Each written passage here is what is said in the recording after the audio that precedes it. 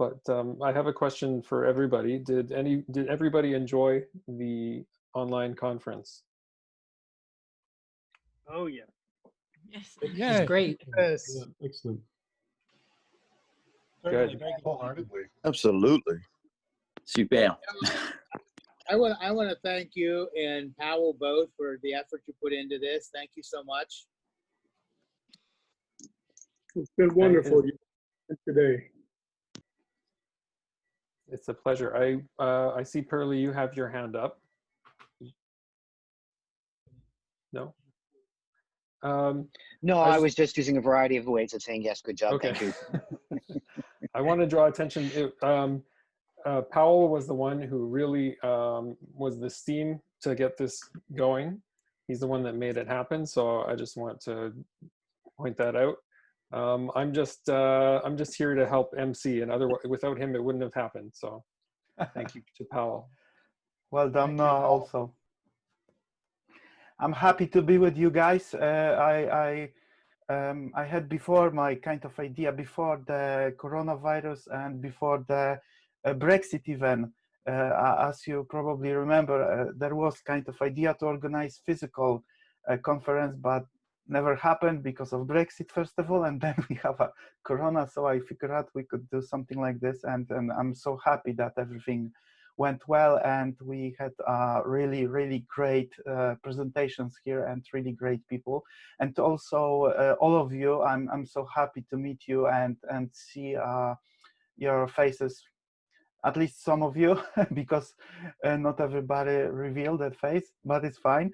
I'm so happy to be, that will be a few words from me. I'm so happy to be in that great community, because I think we have a chat actually about this with Noah a few weeks ago, that our Newton community is very exceptional, let me say like that, because even Noah confirmed that, because of course we are part of the other communities, but for me it's really warm at the bottom of my heart when I'm opening every day my email and I'm reading something I have under the Newton talk.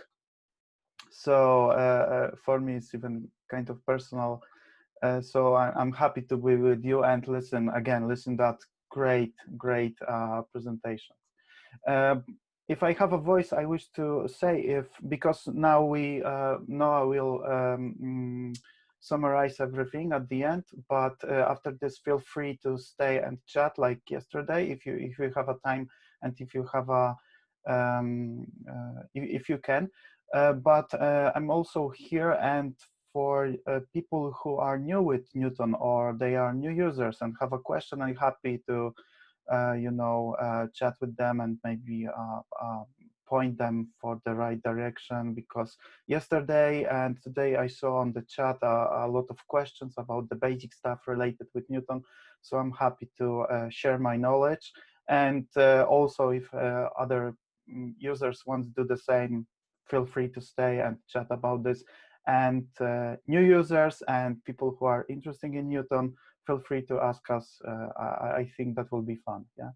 So once again, thank you very much for the presenters. Oh, by the way, if I could ask all presenters to send me, if it's possible, of course, PDF version of your presentation. I wish to share for everybody, for the future people on the website, if it's not a problem. So PDF version, I think, will be the best version. So once again, thank you very much, and we are keep in touch. And my last question, sorry, at the end, is could you write about a few words as a feedback on the Newton talk?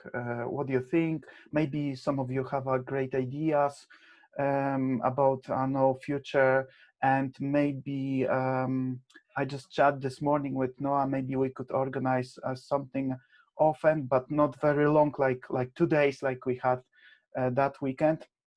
But maybe just regular chat meetings, like 1 hour or 2 hours every a few weeks. I think could be great to have a chance to chat again with Newton users. So please write something about this? What do you think? If we could organize something like this very often, I'm happy to continue that project because I think this is great opportunity, especially now when we are a little grounded at our houses and our flats. But for future, I'm happy to organize something like this again. So please send me some feedback about this on Newton Talk or private messages. My email is very easy. I'm gonna type it now. I have a on the suggestion chat. before everybody goes away too. Yeah. Just a thought, it's one of the details we probably wouldn't have thought about or talked about before the conference, but since everybody is here probably for the last time in the 2 days, if everybody can unmute their video, turn their video on, because right now if I scroll through all of the little private shots, I see a lot of black and just people's names. What would be cool would be, and just for archival purposes, everybody, if we do go through and scroll through the 3 screens, I can see everybody's face. And that's why I turned mine on now so everybody could see, what's this Doug character look like? Yeah, I'm in now. That's beautiful. Guys, this is like all over the world. This is so amazing. I am so touched. Guys, please keep it. I wanna take a screenshot because it's so great. So keep the cameras on. A few other, please. Yeah. I was telling my wife, I cannot believe that this, when we think about what this means, I mean, we're all here. The device was killed 32 years ago, but yet, we are all still here. What does that say? Says it's a great device. Suckers for good technology. I think great people. Really awesome. Really awesome. Mission never You dies. guys are gonna make me choke up. Well, it's also important to remember some of the people who are no longer with us. I know we lost Larry Tesla like a year ago, and Hardy Mesha from Catamount Software who wrote like Pocket Money, and I think Noah, you had the person whose daughter was in the film Mimi. Yeah. Mimi, yeah. Absolutely. So we're a small community, and got to keep in touch. It's important. We also lost the major hardware person behind Newton several years ago. His brother and sister are still there, but fortunately he's not. Yeah. No, I see a few people raise their hand, so. Ronnie, I see you have your hand up.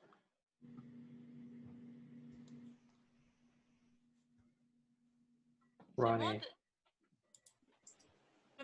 I'm just trying to sort out my camera. So I dropped my laptop, so my camera isn't working. I'll try again. I'm sorry. Okay. No, there were 2 things. One is the thing that we hadn't talked about, which I thought was one of the really, really good things about the Newton, was the fax. The fact it was a portable fax machine. And there was a film I remember with a really bad actor. I can't remember his name now. He's like a martial arts actor. Steven Seagal. Oh, that's it. And I'm pretty sure he had a film with the Newton in it as well. Yep. Yeah. And I thought that, and so if somebody could find that film or the name of the film, I'd be quite keen to look at it again, because I think it was Under Siege 2. It's one of the few films where the Newton was actually, the device was actually better than any of the actors in the film. It was. So it was called Under Siege 2. He was basically Die Hard on a train. Yeah. The Newton. He had actually, I think he had a blue backlight on that Newton, right? It wasn't green. Yeah, it's a long time. I don't know if you can play YouTube through this thing. Do you think that would work? I'll post the link. Sure. I put the link in the chat. Good. There we go. Jake, you have a comment.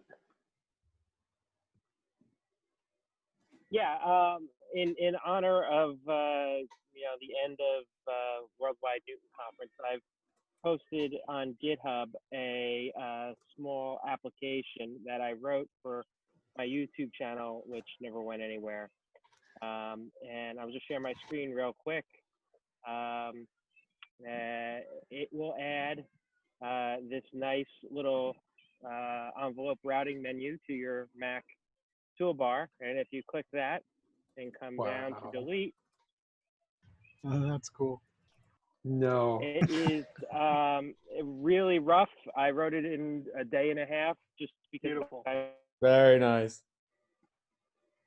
Well done. And it doesn't even have a quit button. So you'll have to kill it from the terminal if you want to get it out. But it's up on GitHub and enjoy if it's the type of things that you will find enjoyment in. Incredible. Did you posted the link for that, you said? Are you? Sorry about that. I had a kid just fall off her bike. Let me run for a second. But yeah, it's in my GitHub repo. Everyone's okay. Just a little scare here. Take care of your kids. Doug, are you waiting to ask a question? That's left over from before. You can clear my hand being raised. I shared this before the conference started when we were doing the testing. But for those of you that are interested in being able to watch somebody's face and not look like they're looking away from the camera, there's this thing that I made that has it's like a periscope. So the screen you put this up against your computer screen. It bounces off a mirror right here. There's a clear piece of plexiglass here, and then what you do is you hang this on the edge of your computer bezel. And what you're actually doing is you're looking through this end of the screen. It's catching a partial reflection off the mirror. And what you do is you bounce the image of the person's face through the clear glass as you're looking through straight at the camera. And that way you're able to look at the person's face and not look like you're looking away. So I'm calling this the ghosted eye. It's a Pepper's ghost illusion. And I'm just sending it out to public domain. All right. Nice. Awesome. Matthias, your hand is up. I think we're almost beyond hands at this point, but you can go ahead. Yeah, just there was 2 great days and I got too many new ideas. Terrible. But what I learned from this and from my own stuff from moving so many times, look into your basements, see what you still find. And I mean, it's, what was it, 35 years? Oh my God, accumulated stuff. And see if you still have any Newton stuff left, especially golden CD-ROMs and other things. And let's collect it and extend the archive. Thank you very much. Thank you. Hey folks, if people are interested, I can share my screen and show a few pictures of other Newton marketing stuff and teas. Sure. Where is there? It is. No. Yes. I have to let Zoom actually share my screen.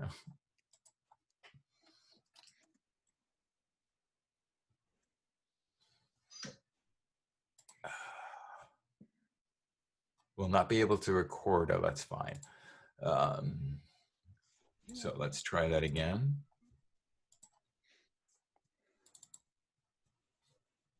So I don't know if you can see that. This is, we'll start, everybody's probably seen the Newton pin. That's one of them. I've got a few of them hanging around. And of course the eMate pin, happy little device. That was from when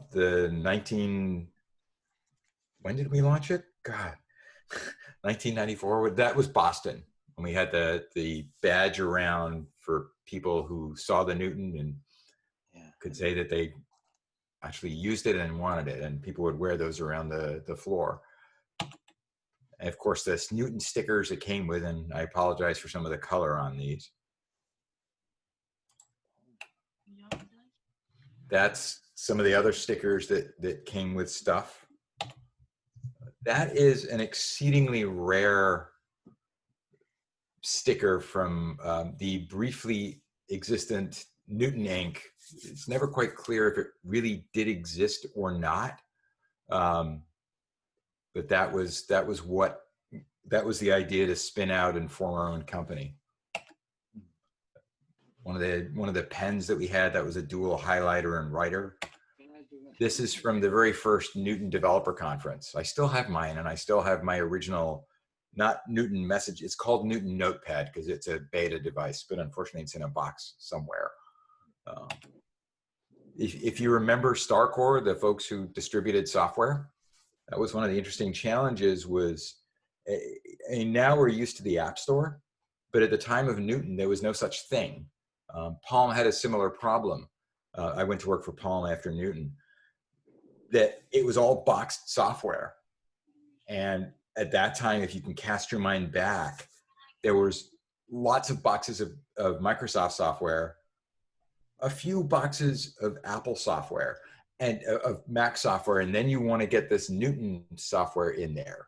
That was an interesting challenge, and finding distributors to do that. So StarCore was Apple's organization to do that. I've still got some original boxes of software from that. A couple of them even sealed. That's the purple Newton T-shirt. Wow. I'm sure people have seen that one. Right, with the Newton on the back.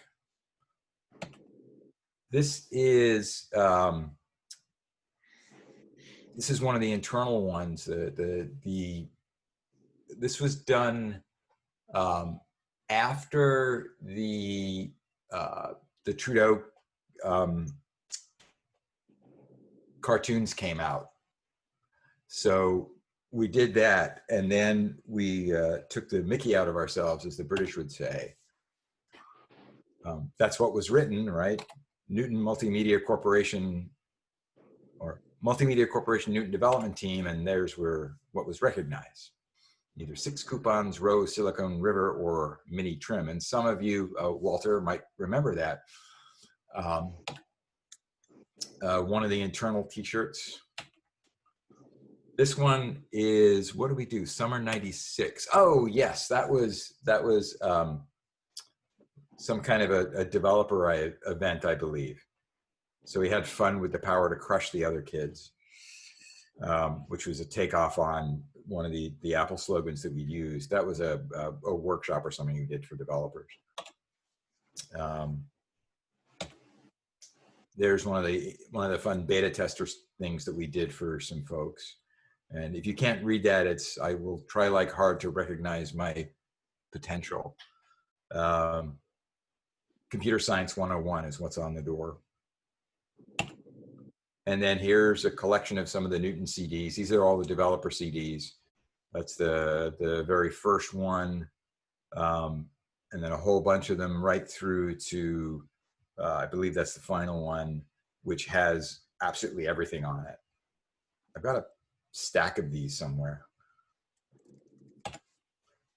That's the graphic standards. That's actually a sealed book with if you wanted to do marketing and you were outside Apple, then you would get this thing and it would tell you how do you use that Newton signature. A mouse pad, if you remember mice, yeah. That's the shirt that I showed earlier. There's the Proto Waldo piece and the back of it. And then there's a zoomed in shot of the icons and what was that? Proto Pi Developer Technical Support Magic Llama, aka Reg, Reg the Magic Llama, with the Proto Status Expand Floatery Sync Elastic Infant Tablet or whatever role. And you can see that there's a bunch of, we had a lot of fun with some of the icons down here, including, of course, that one and many others, a llama. I don't know how the llama got started for Newton support, but it was always associated with it.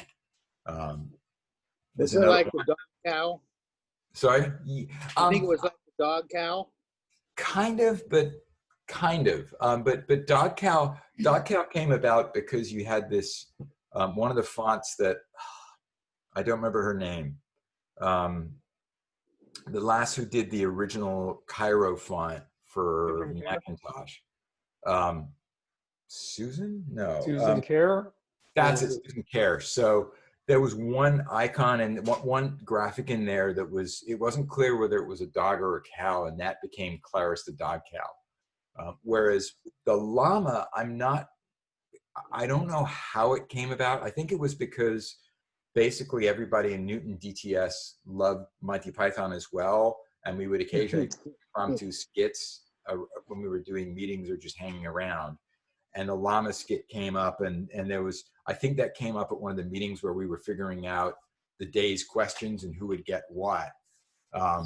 And so we gave some to the llama, and I think that's how it came about. Here's another one, which is from a developer conference, like Proton developer, and oh, that's the, yeah, I think this is from classes. And that's when we were still called Pi. And then here is, again, this is from that llama stuff. We had these shirts made for us. Dr. Llama, you can see that it's really early on because it's an old message pad down there. And we ended up having a character, and you see Apple Link, right? Or Llama Link in this case. We ended up having a character in the Newton Technology Journals, which was Ask the Llama. Here's an old Newton Connection t-shirt for those who remember that lovely piece of software and probably are still using it. Hey, so Morris, who actually made these t-shirt designs? Which, this one? Or the other ones, the ones that are more colorful and comic-y? So which one do you mean? So this one, I don't remember. Not that one, but the one that you just showed with the llama and the message. With the llama? I don't remember. It was done out of DTS. And it was somebody within that group or within Gabrielle's larger group that did it, but I don't remember who. I could email out and see if anybody remembers. And then this one, Motorola, you might remember, Motorola did wireless stuff for the Newton, so this was one of their marketing shirts. Right? Think Newton, think wireless, think Motorola for the wireless card. And is that it? Oh no. And then there's it's an internal shirt. I sync therefore I am, which is the connection software. So that's a few bits and pieces from history. Maurice, I got this from you when you were parting out your stuff. Thank you for that. Yes, I've still got a couple of those around, believe it or not, in a box somewhere. Treasure this. That's why I don't wear. Hope Diamond, you're afraid to take it out or do anything with it. Yeah. Yeah, I've got a few somewhere, and I've got several boxes around here, as you can probably see over my shoulder. Yeah, I've got a few boxes with various Newton and Apple bits and pieces in them. Unfortunately, I don't know which boxes have it. I've got a few Newtons around, and do you know if the Newton Dominoes video is up on YouTube? Yes, it is. It is, okay. You can probably find it. Maurice, was it your birthday recently? Hang on, let's unmute you. Yes, it was yesterday. So happy birthday. Happy Thank birthday. You. Yeah, so Mo Dominoes was, that was myself. Well, so when it happened, I lived really close by, so I could run home and get my video camera. And then there was one of the gentlemen in the group who had a video camera there. And then I basically took all the video, sucked it off the tapes, and edited it on a Power Mac 6100. Actually, it was a Centris 6100, which I've still got over there in a box. That took a while to edit, and of course, it was really cheesy because that was the time. So you got this horrible music, and I don't remember what I did that logo in. I think the opening logo I did in one of the Adobe products. I had friends at Adobe, so I had the Adobe software. Yeah, but that was another one. Somewhere else on YouTube is, I think on YouTube is a video from when Mike Engber ordered Silly Putty. He could order stuff from Dow and sent around an email asking if people were interested in Silly Putty, because the minimum you could order was 50 pounds. And we had enough to order 100 pounds. And one day we got these 2 boxes, 50 pounds each of Silly Putty to divide up, and I've still got my 1 pound around somewhere.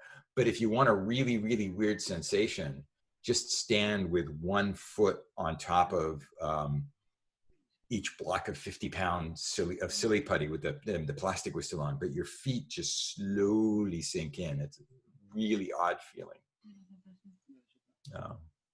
And I think we have a little bit of Silly Putty video around on YouTube, but I'm not sure. If not, maybe Maurice, you know about this. There's a game that was available. You can still find its graphics from it, but I've never seen it. Newt City. It was like Sim City, but it was for the Newton. Has anyone ever heard of that? Because I've seen screenshots for it when I did searches online, but I can't find it. It just looks like it would be fascinating to play on the Newton. Like I've seen Newtopoly, which is Monopoly, but I never saw Newt City. I don't know. I think that's what it's called, but I'm not there. Somebody else says they saw it. So I'm sure it's probably just. Have it in an archive. I'm sure it's probably the 2-dimensional version. I'm sure it's not anything fancy with fancy graphics like the original. Remember the original SimCity was all just 2-dimensional? You have it. Michael says he has it. I don't know if that's what it was called either. Yeah, I don't know if that's what it was called.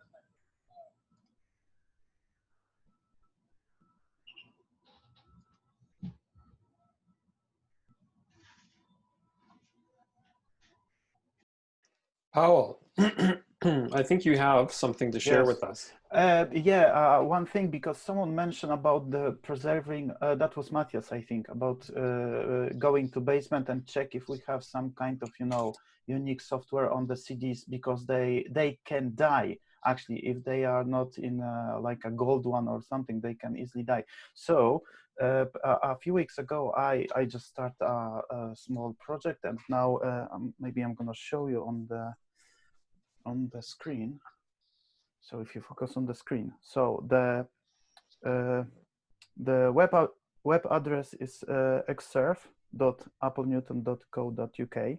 So here you have a kind of my. Powell? Yeah. Oh, so I'm sorry. I can't see your screen. I don't know if everybody else can. You don't see my screen. There we go. Okay, never mind. All right. Okay, I'm gonna spotlight this. Yeah. Right. So this is my personal server. On actually, it's working on my Xserve. So I'm not very efficient with the energy, but I like it, so I wanna run it. So this is my software collection. I managed to ask a few Newton Talk users, and I remember I post about this. So I asked everybody to share with me with ISO or DMG images of the software on CDs. So I get a lot of this. Here you can see Newton software on CDs. So a lot of images of the original software and some private collection of the users. Big thanks to Grant, because Grant sent me a lot of them.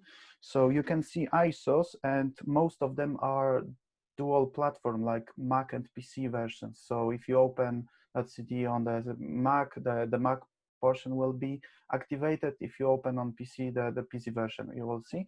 But also I have a few modern DMGs because I couldn't convert them, but I think it's easy to open on modern Mac, and then maybe kind of translation to the older systems like a Classic or something.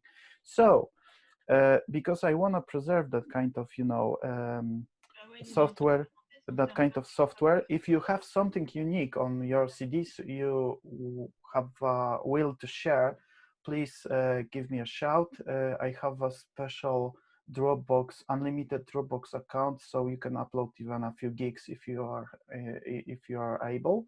So I can share with the link. And also I have a plan to preserve the floppy disks because they are more than possible they are dying. So I have not much, only two images, but I will try to read my all floppy disk for Newton, and I'm gonna try to create images. At this moment I have a DMGs only because that two are for PC versions, so just you can just open on Mac and just copy the packages and read me text because it's very simple. But in future I'm gonna try, Sylvan will help me achieve the real ISO image, and with the fork resources, etc., that you could you can read this on the classic Macs. And also I have a backup copy of, because previously our UNNA have a kind of glitches, but now it's fine. So this is a primary source, but in case of some kind of problem, I have a backup here. This backup is from 2015, so quite fresh. And also you can see a magic folder here. I'm not saying anymore, but if someone need it, it's open, it's available here. So that's me, I want to share with you. So yeah, feel free to copy that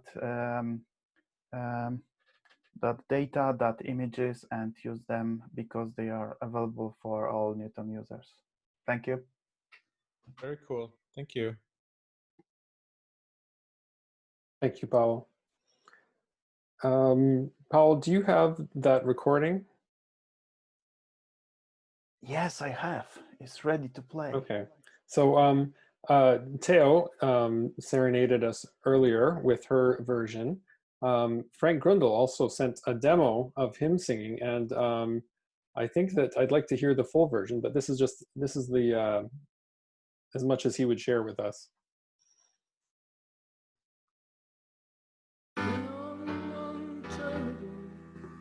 I can still remember how Apple used to make me smile.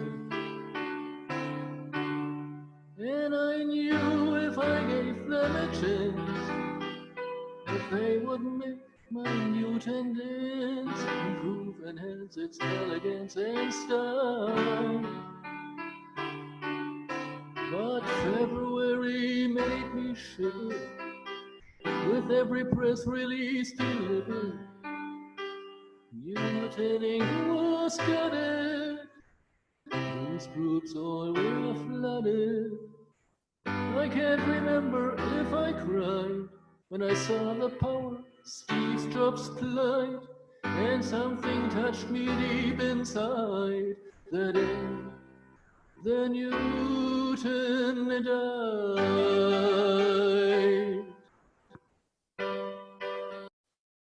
So a fun fact about Frank is that he actually sang another song which he gave me that I put in the film just before we go visit him.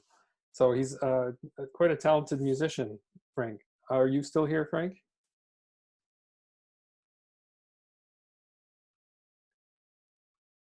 Anyway, yes, I am. There he is. So are you? Did you complete the whole recording of the song, or that's all you did?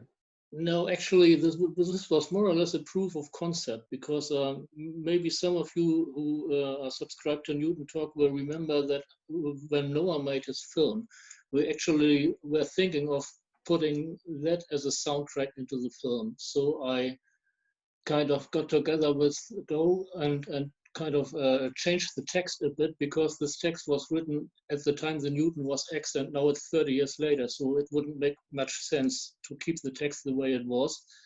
And when we did that, I put this into an Audacity file. Audacity is like a Swiss Army knife for audio recording, at least on a Windows.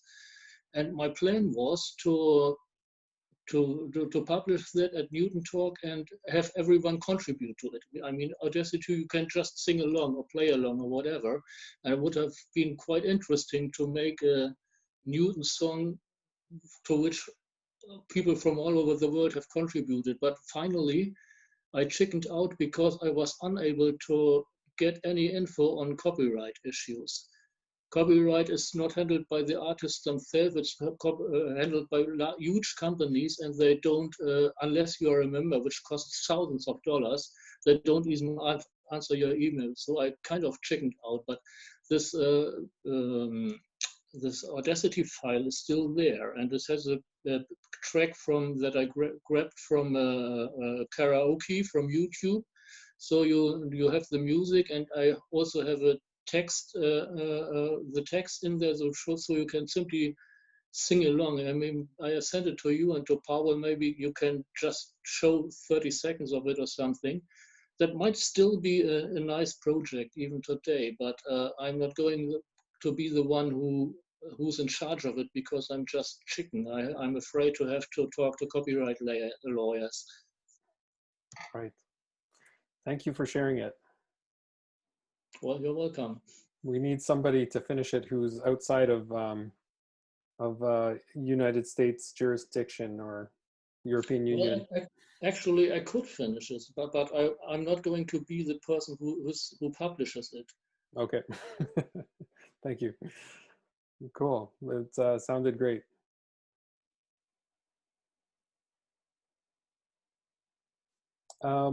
One thing that I'd kind of like to say, and Powell touched on it, is that recently I joined some groups on Facebook that are not so nice, and even some of the ones that I thought would be nice are full of people saying terrible things. And I just want to point out that it is quite unique to have a group like this where everybody is so positive and focused on such great things, and not putting other people down. And it's just a wonderful thing to be part of this group. We could all be part of some other groups that are not as nice. And so the fact that we're all here, I think, is just, it was really nice to meet most of the wonderful people here. So just want to throw that out there. Absolutely, I agree. Thank you.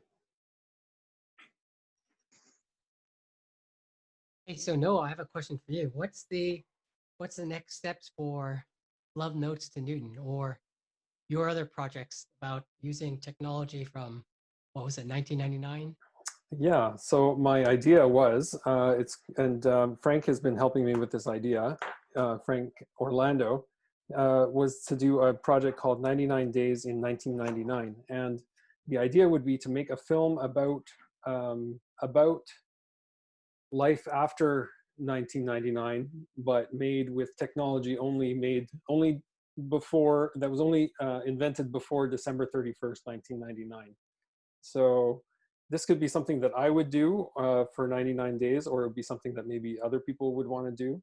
But this was my next idea of a film that we could do. So I would, instead of using my MacBook and my 4K camera to do the video, I would have to locate the equivalent from the 90s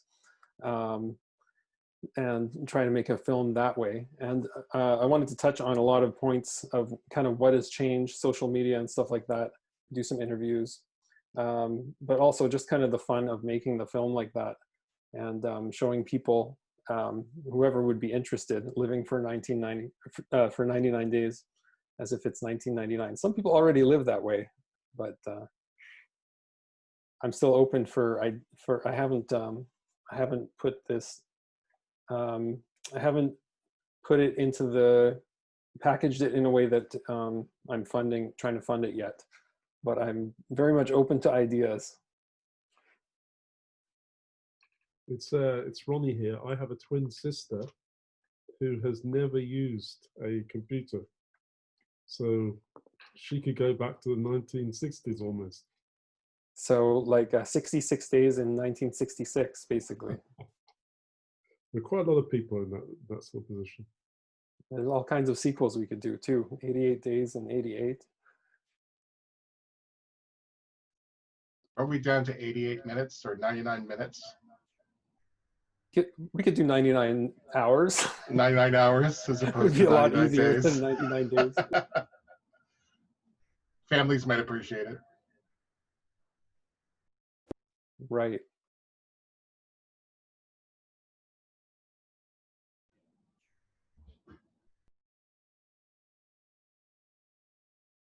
You have to make the documentary 99 minutes long. I didn't think of that, but that's a great idea. So 99 minutes and 99 seconds. That would be quite a challenge for editing, but I think it could be doable. The sequel would be 99 days later.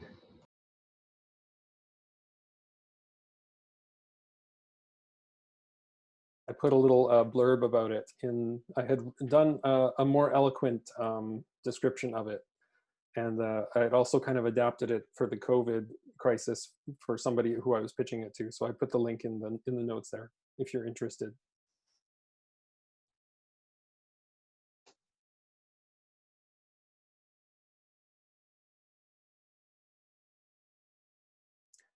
So does anybody else want to talk? Or I see Janie here has her hand up.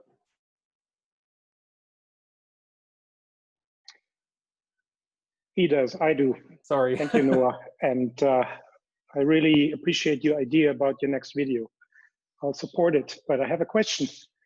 My question came up briefly in the chat yesterday, and that was about making a petition, a move to Apple to release the source code for the Newton and the ROM.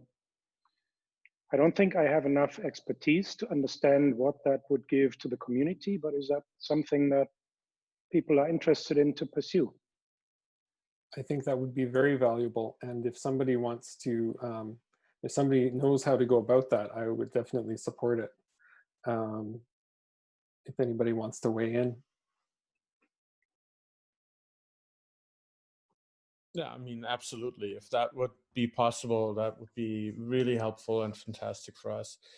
Just being able to use the ROM would already be cool, but looking into the source code would be very revealing and helpful in every respect. I think it would be helpful too, but in the past when there were discussions like that, they pop up time and again, and usually people say that some of the stuff that was in the Newton OS is still used in OS X, like handwriting recognition and stuff like that, and so it's kind of unlikely that Apple will ever release that.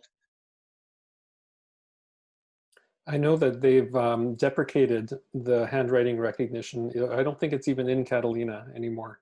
So it's possible that it's going to get easier and easier for them to release it. Well, we can simply ask. We don't have anything to lose. We can only win. Right. That's exactly how I feel about it. There's nothing to lose here. So yeah.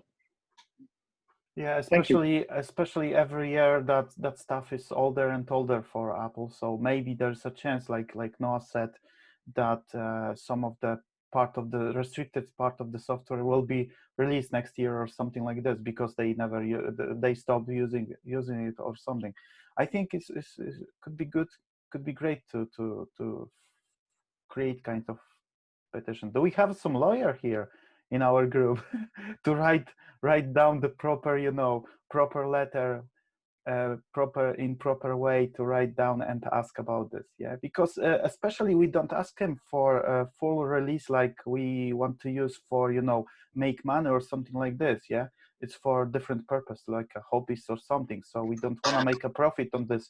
So I think, I'm not specialist, I have no idea about this, but I think it's a kind of argument to have an additional argument and ask that we want to use like for hobby purposes or something like this. Maybe that will be something extra on that side to maybe we could get it. Yeah,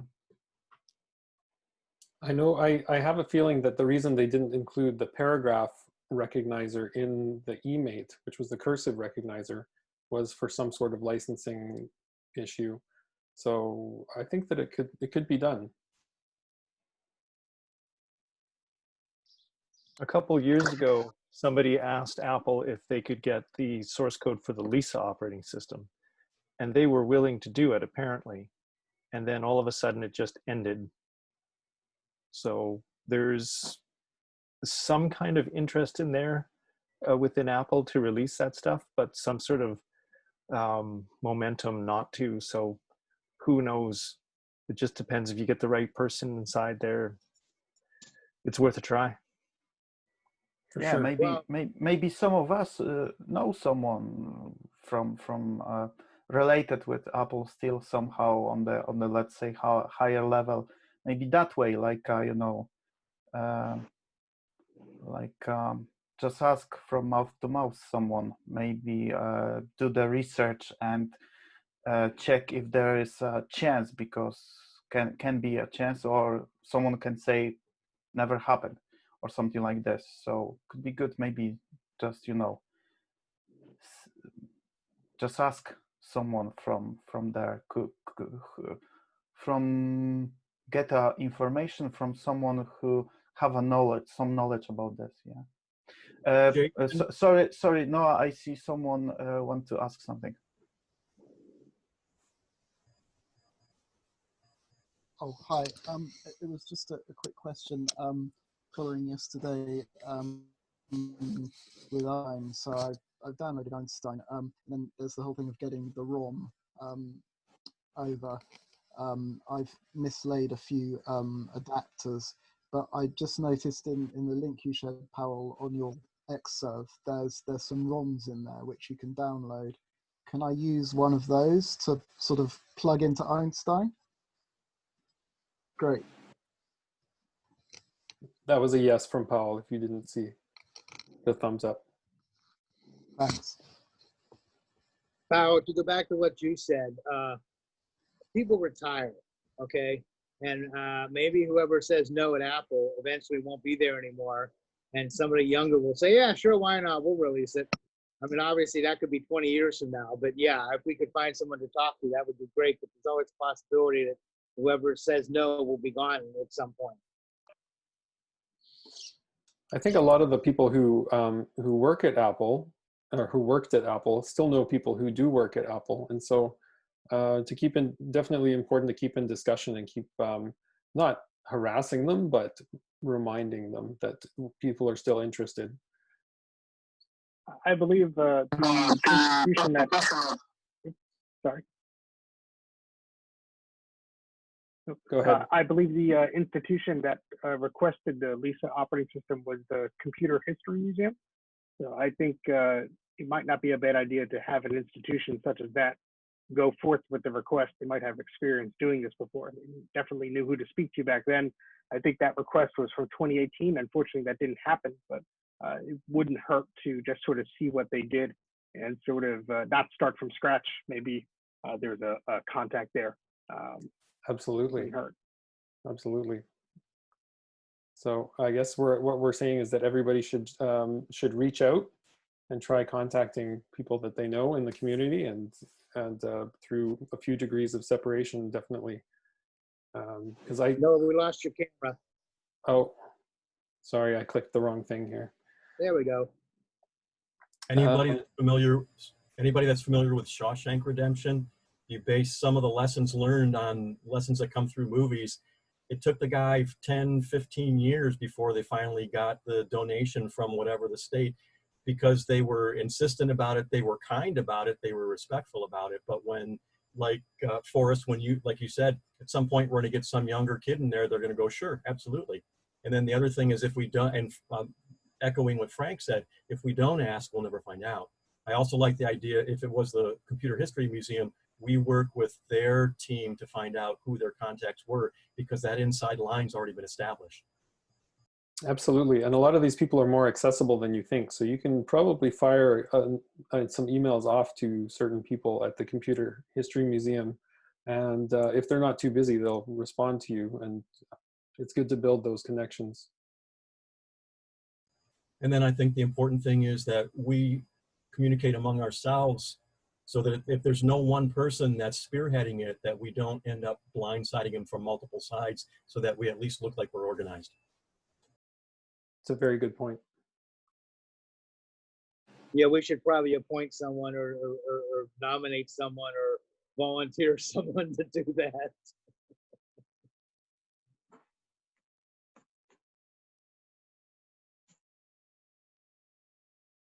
It got really quiet in here. I was just looking at Newton modem prices on eBay, and I'm wondering what people are thinking when they're asking for $50 when they were dominoes in the hall. I think I got mine for $3 at a yard sale, and the guy wanted to push more on me. I should have said yes. I can give a few because I have like a 20 of them, so I can give a few if someone need a deal. Jake, tell me about the Newton 2000 for $2,000 in box. Yeah, so people are crazy sometimes with the prices. Yeah. Yeah, I probably overpaid for some of mine back in the day, but you know. Oh, if we talk about swapping, because I saw a few posts on the chat about this to create on Slack or someone else the swap list. There is on Slack. It's a hash swap meet. So if someone looking for something, please join to that channel on Slack, and if someone wants to sell something or have a spare and could share with other users, please post some information there. So yeah, we can still swap, and yeah, I think this is a good idea because some people have a lot of the same items and could swap for something else. Yeah. Which Slack channel was that? Because I saw a few mentioned. So it's a Slack. It's a applenewton.slack.com. Yeah. So our Slack group, and it's a hash swap meet, MEET. I think I found the registration link for that. You need to join. You need to join to that channel if you want to see. Yeah, probably, I joined that one. I'll put the registration link for anybody else in the chat who has not. All right. Okay. Great. By the way, I have another, because I will never sell that transparent Newton I get from Frank, but I have another one and it's working. Everything's fine, but it's only device with the pen, no box, no additional accessories, but it's fully working, and I'm happy to swap for Watson after today's presentation. So if someone have extra Watson, I'm happy to swap for transparent Newton. I just realized at this very moment, Powell, I didn't even know you got my package. Your package. Did that ever arrive to you, or is that the one you were referring to? Yes, I think I confirmed that. That was months ago. I know. I just yeah. I get it. Thank you very much. You're welcome. Yeah. Thanks. I was just looking for something I saw a while back. It was like a clear or ice blue Newton Message Pad 2000 that was custom built, I think in Japan, but I can't find the link now. Yeah, I have somewhere that link, and I try to contact, but I don't know the person. I have only name, but on the website there is no chance to trace any email or something like this. That was amazing project, completely transparent Newton 2000, custom made, and I was so that could be so great to find out the way how to build and how to print maybe that case. That could be great. I have Jake, I have somewhere that link to that web page, so I'm gonna send you. I need to find it because it's a lot of links. Yeah, it was an interesting project. I've thought about modern 3D scanning and 3D printing and whether or not it could be reproduced, because I have my original message pad needs a new case. Yeah, and, what is interesting, that was done years ago. So, but the quality of this was really, really great. Yeah. Yeah, it was really kind of interesting. Yeah.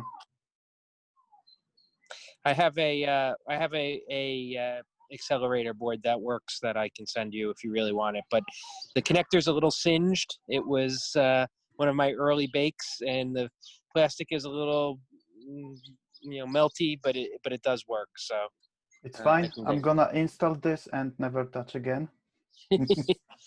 yeah, I can send it to you. It's Great. Thank you very much. I just tested it and it works. But Cool. like I said, the connector's a little iffy, but Should be fine. It should be fine. Yeah. Guys, I wanna say it again because Noah said this before, but I wanna say it again. This is time for you to show off. If you have something interesting, like we saw the T-shirts from Maurice and something like this, if you have something in your collection, please show us, because it's great to see the other people collections.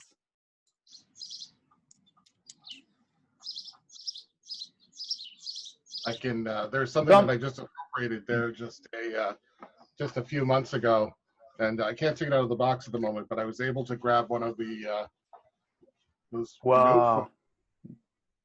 Wow! Congratulations. Nice. Very cool. And I didn't even know it existed for the longest time. And then all of a sudden, I just stumbled upon it. Oh, that's nice. Yeah, it's so beautiful, and it doesn't look. The box is a little worn, but the inside is That's pretty aesthetic. untouched. Yeah, that's just aesthetics. Oh yeah, I like the fact that it's in a box. So Unfortunately, the chances are good that it's not going to work. yeah, well, doesn't it need a specific type of phone line? No, these Note phones all have the same problem that I haven't been able to find yet. They don't hang up. I have like 6 or 7 in my basement, and they all have the same problem. And I've been spending days on figuring out what's the problem there, but I have not been successful yet. But it's still on my to-do list. Actually, there are like 5 or 6 Note phones worldwide, which an English operation system. All of these went through my work desk before they were sent out. I just put the Newton is just a plain vanilla OMP or MP100, and you can, if you are cautious, you can just transfer the main board and keep the rest. So there are actually Note phones out there that have an English operation system in the Newton.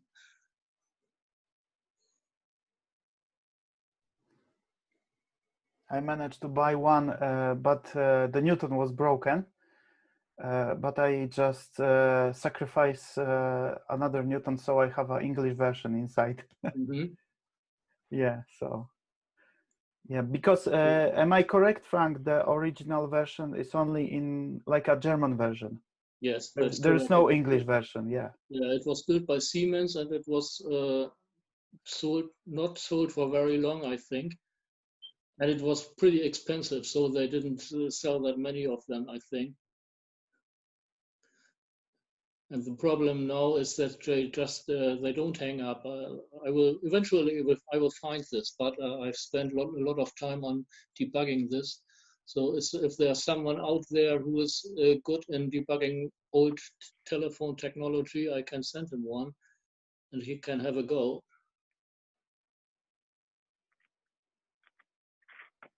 I have a video that didn't make it into the film about Sonny Hung is describing his Newton phone that you rebuilt for him. Yeah, Frank. So good yeah, work. I think because actually I was partially successful. I did a couple of things that seemed to have fixed the problem but they haven't. That depended on where you connected the phone to. This was in some way connected to the hardware that connects your home to your phone station or something like that. And now when you do not have any analog phone lines left out there, you normally do voice over IP using a Fritzbox or whatever. And I wasn't able to get that to work at all. And my fixes that I thought would fix this, and that they temporarily, I think they also fixed Sonny's Note phone, but that wasn't a real fix. I just was mistaken.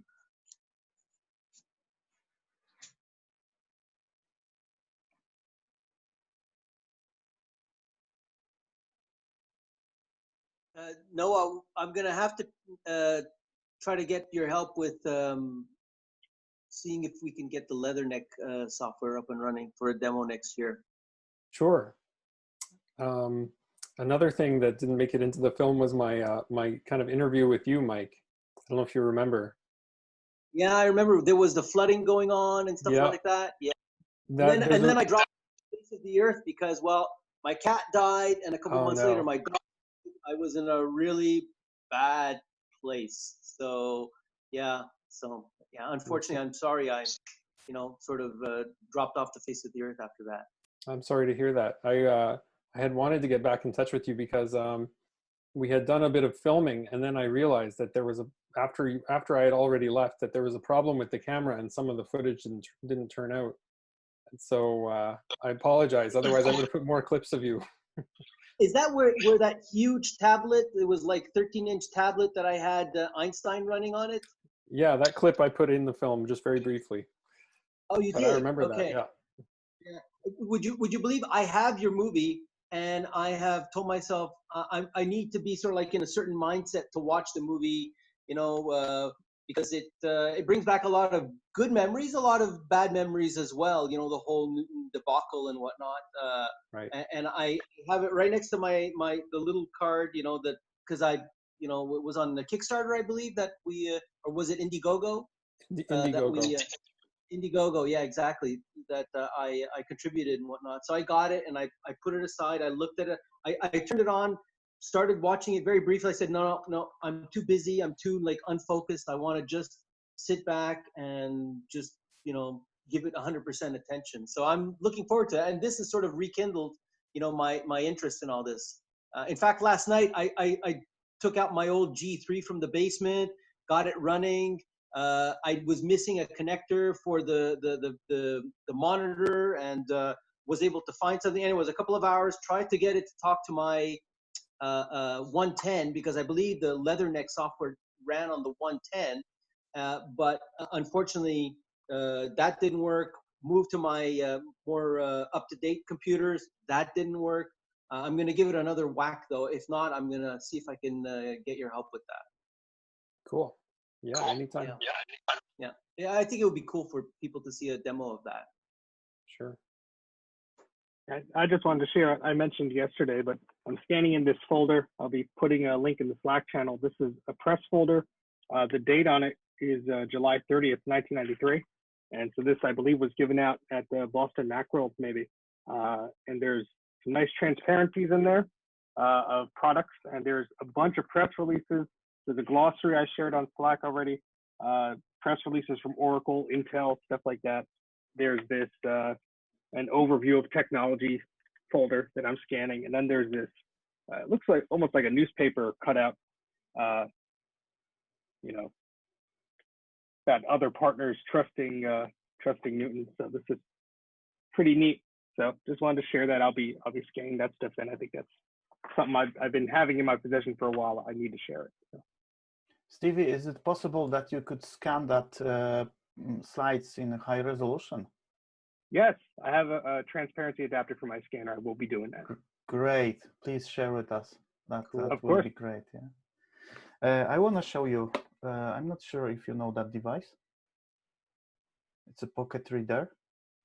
Yes, And yeah, it's a Siemens made by Siemens, and this is the device actually. So you can use it. You can use it as an autonomous device. You need to put a few batteries here. So here is the reader. So you can put this on the kind of document, and you can read the text. And then on this display, you can see the text. So it's a kind of OCR device. But the best thing is here you have a kind of connector. You can connect to Newton, and you can read on Newton that text that device holds in the memory. So you can digitize the text by this device. And there is a software for Newton working with that device. So really great. If someone wants to swap for something, I have two of them. So one is free for swapping, but if someone is interested, really nice. I had something like that, and I never got it to work properly. it was I tell you, it wasn't by Siemens, it was by Sharp, I think. And I couldn't get it to work properly. It would garble, it just wouldn't scan properly. And that was unusual because Sharp at that time was making products that were actually pretty good. And it even had a printer with it, so you could actually print what you scanned, and then it would print on this thermal paper. So which I mean, when it worked great, but it didn't. I don't know if it was defective or if it had been dropped or something. I got it secondhand from somebody, so I don't know. But those things were cool when they worked. Yeah, those one I have probably are not even touched because the case of the devices looks like brand new, so probably no one used it even, and yeah, it's like almost brand new. Looks like almost brand new. What's the if anyone Sorry, Martin. How does it connect? What cord do you use? Is it a serial? Just a second.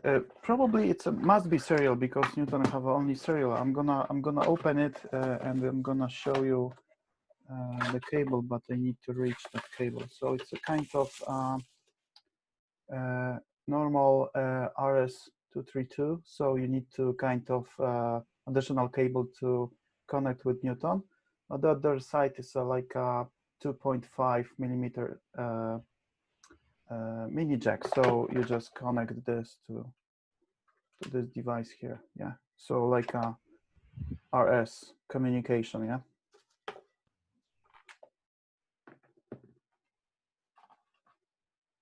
Just thought I would throw this up here, just talking about the Sharp Tech. Got one of the expert pads here, which nice. is like basically just is it the H1000 basically rebadged, repackaged? I think it's missing some pixels on one side of the screen, but otherwise it's pretty much the same thing. Right.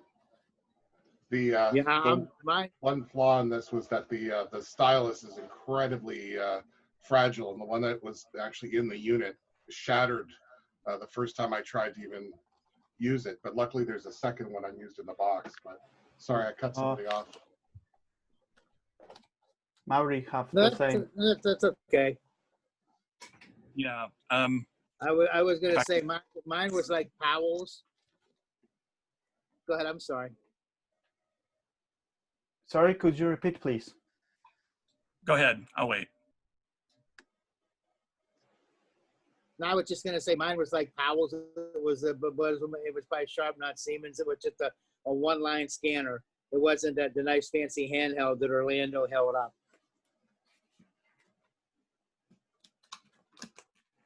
Yeah. I haven't said much. Can you guys hear me? Yes. Yes. Okay, Yes. I'm just going to show you something real quick.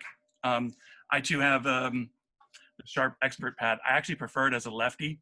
Your hand actually sits really nice on the left-hand side as you're crossing, but I just want to show this real quick. One of the first things, I guess, when you have a Newton is to get the ATA driver to work. But this is what I was working on. I don't want to take it to a left turn too far, but here's the clamshell that I put together real quick. I want to show you something funny. It's actually running on a compact flash card. Very fast. See if I can do this without screwing it up. You can see it. Look at that. Nice. It's a 16-year-old 4 gigabyte compact flash card that was taken out of a DSLR. And not all, if you do this yourself, not all compact flash cards are the same. But this one works pretty sweet. So my interest more are in the G3 than it is anything else. You must get a good speed boost from that. Not sure. It is a 466 megahertz, and it has 576 megabytes. It's pretty quick. It's a pretty speedy little G3.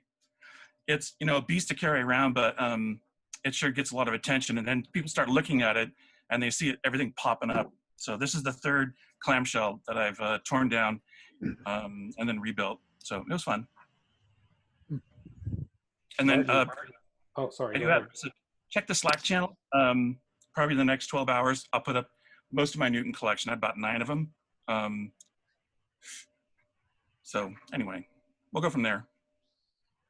I'll bow out so we can get back on track with Newton stuff. There's actually an interesting connection with the, well, I don't know if it's a connection. The clamshell G3s share a lot of design language with the eMate.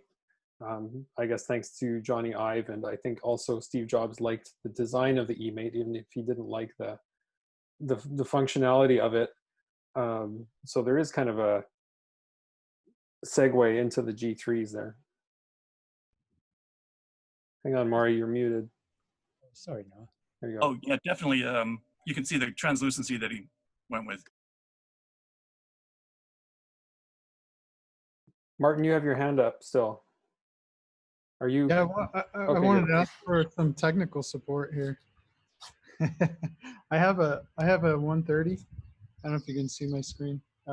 It's a digital Scout model, which I don't know if, I think all they did is put a sticker on it, but it came also with a case that says Digital Scout, and it has the Digital Scout software.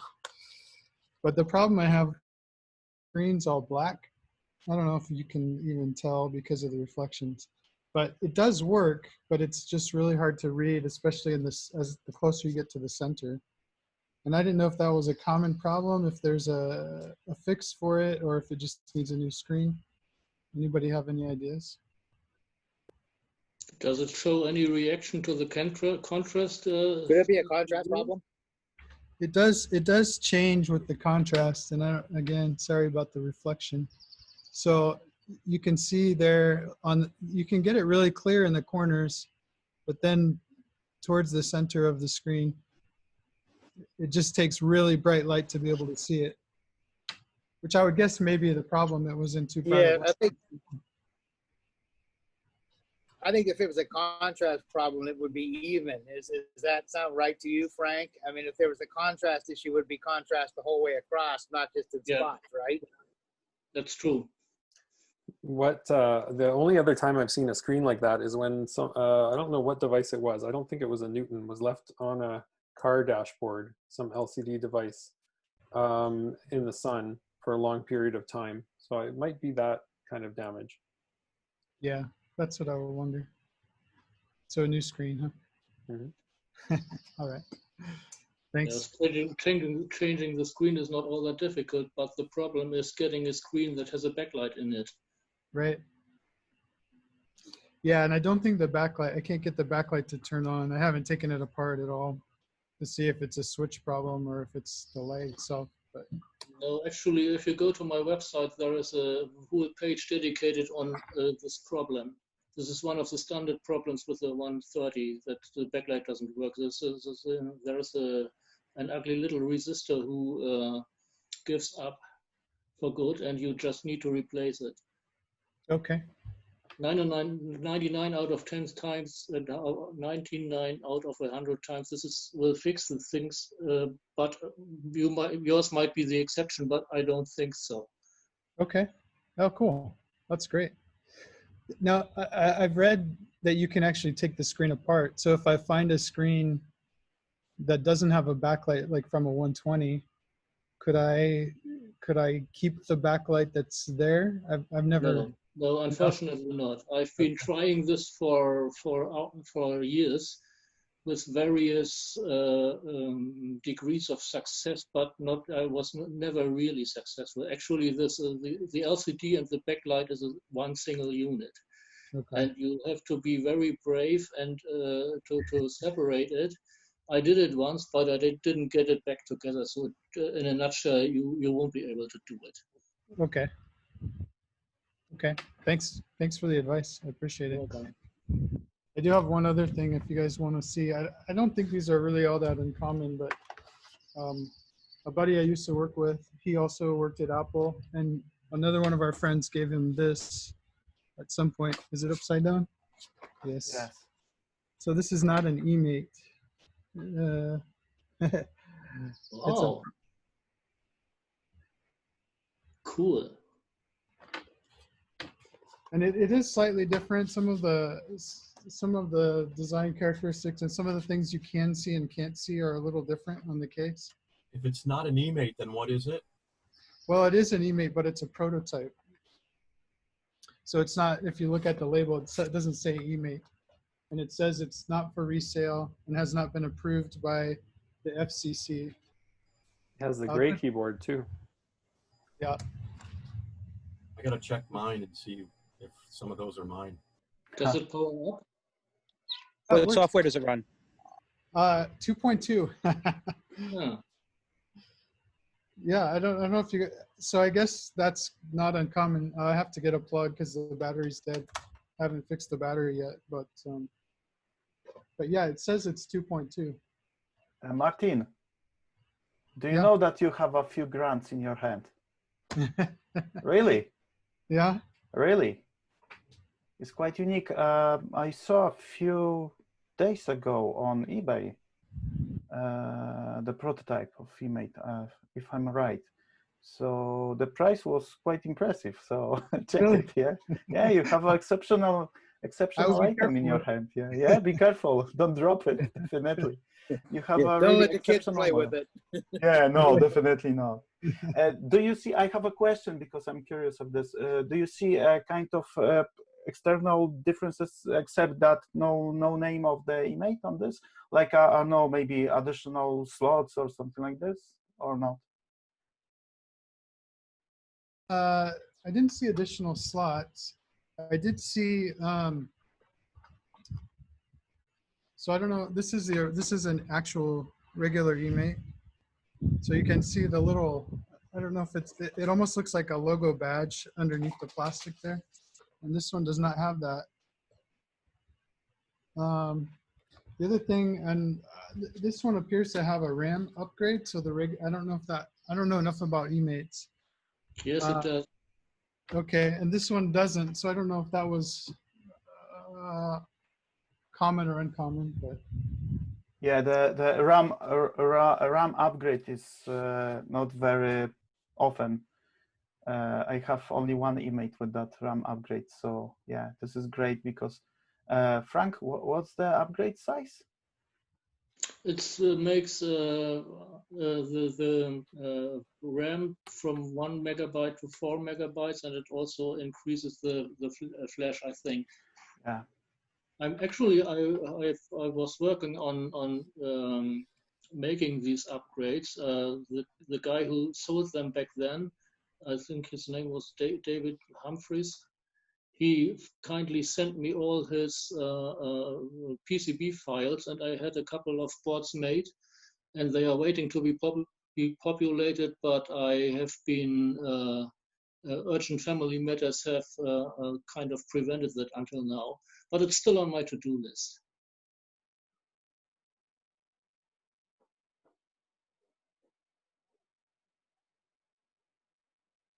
Frank, could you share your website in the chat? If you could just paste your URL. Excuse me? Can you paste the URL to your website that you mentioned for those of us who don't know it?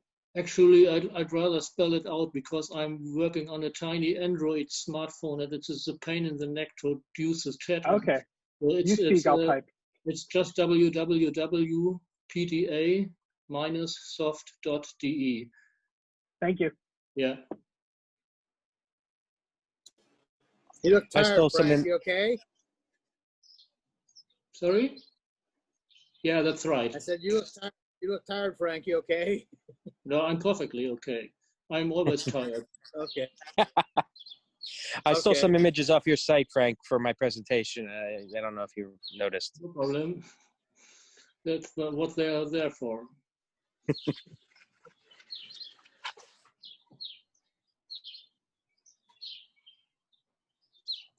So I need to leave right now, but I just wanted to say thank you for, hosting the event, Paul and Noah and emceeing Noah. I really enjoyed seeing everyone and reconnecting, hearing all the great presentations. And I'll get that source code up soon, and we'll see you on the next online event and in Slack and on Newton Talk. It's a pleasure, Adam. Looking forward to your podcast. We'll be up soon. Thank you Give so me much, like Adam. 2 more weeks. Thank you, Adam. Boris. Thank you. See you, Louis. Isaac. Thank you, Adam. Take care, See you Adam. soon. Okay. Stay See you safe. all.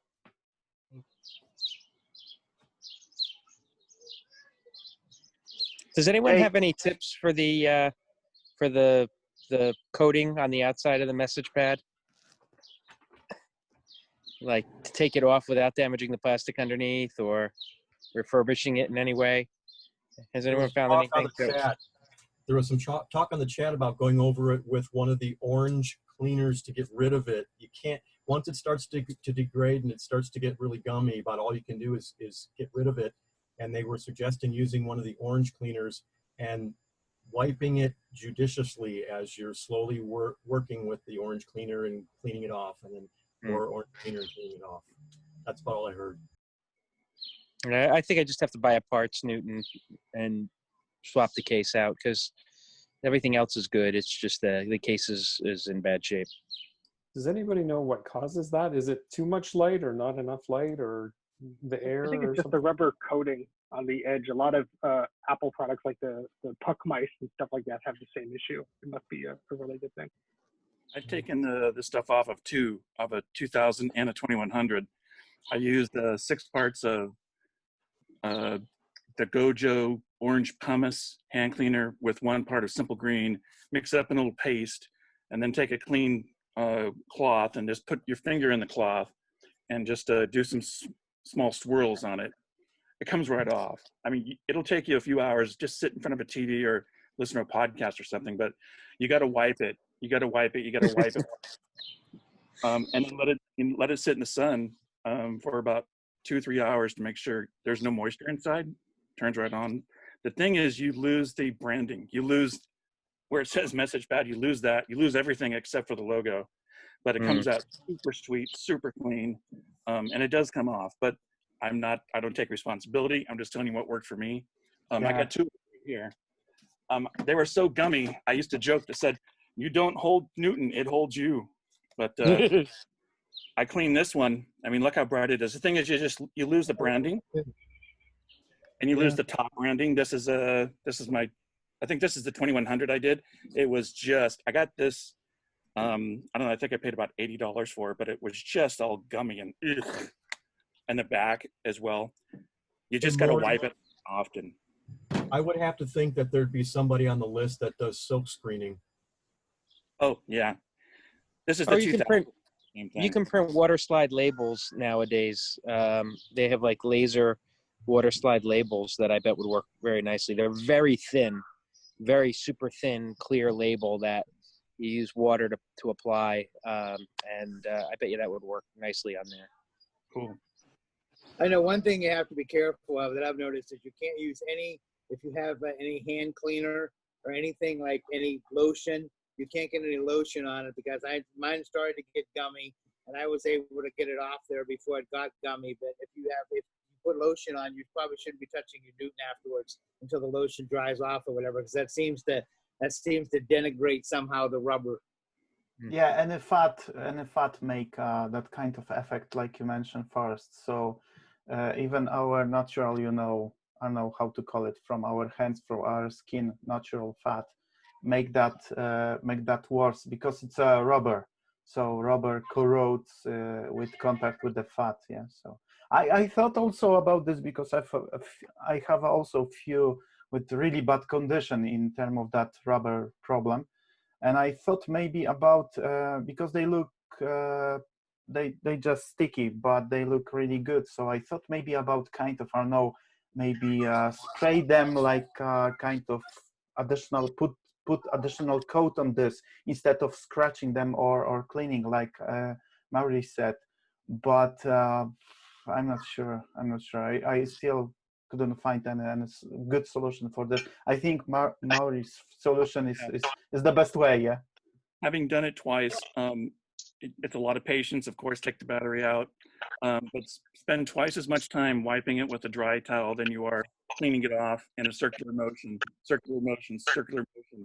Just work on a little, like a car. You're just going to do a little bit here, and then you look at you see it coming off, and then you start seeing this green, beautiful piece come off, and you get really excited about it. And take your time. Don't do it one session. So you did it without the dismounting the device, just like that? Just like this. I took right. Okay. Hey, I took the battery pack out. Yes. Yeah, what's your caution for wiping with a dry cloth twice the amount than with the wet cloth? What's that about? Only because when I got so excited when I turned it on, it wouldn't go on, and somehow moisture got inside of it.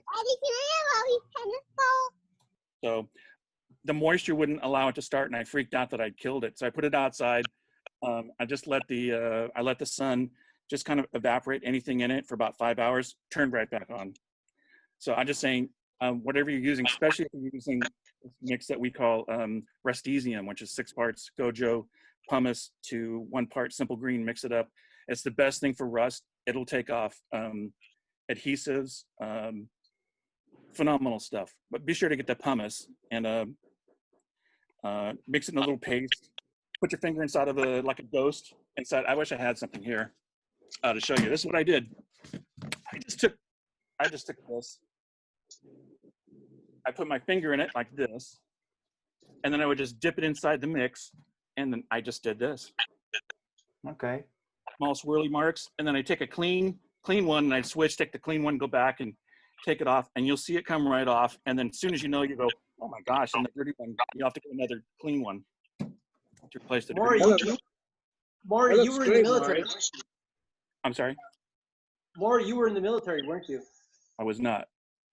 Oh, you were not, because you did the perfect spit shine motions. That's why. That's what you were doing. Was like it's exactly like you spit shine. So my friends all went in the Marines, and I punked out. I didn't do it.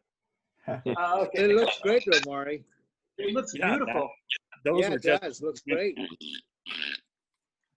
But you debrand it. That's the only bummer about it. If you don't mind that, you have a really nice, smooth, clean Newton to play with. Yeah. Yeah. Sorry, Maury, could you put that recipe on Newton Talk in a kind of post? Sure. Just, how to prepare that special paste or whatever you use to this. Could be great because I like you probably see that question coming every time people get that kind of sticky unit, so it's quite good information. So if you put kind of recipe and how to deal with this for for future, could be great. I will. Yeah, I've done the retro bright before, which works on some of those older Macs, but I've never heard of this one. And Maury, I'm wondering if you actually make the paste and you separate the case from the electronics and let it sit for 2 or 3 days and soak in through the rubber to help get past some of the chemicals that are inside that'll help it break it down and come off even better, faster. That's a great point. I never took it apart to do that because, as you saw earlier, maybe just taking apart a G3 clamshell, I haven't taken one of these apart in the fear of we all have our different barriers. Mine is I don't care about the G3, but I didn't want to wreck this. But that's it's surprisingly resilient. If you can do a G3, you probably be fine. The worst connector is a pressure connector that has the digitizer. Just presses against the main board, and it's very easy to get that one messed up. But other than that, it's all screws and comes right apart. Gentlemen and ladies, if anyone's left on the call, I have to head off to dinner, but it's been a pleasure. Let's all do this again next year. Hopefully not under the umbrella of COVID-19 or any subsequent COVID numbers, which might be coming out. But, it's been great, and I'll see you guys in Slack and on Newton Talk. Thank you so much, Jake. Thanks for all your help. See you, Jake. Thank you for awesome presentations. Agreed. Take care, guys. Thanks, everyone. Be safe. Bye. Bye.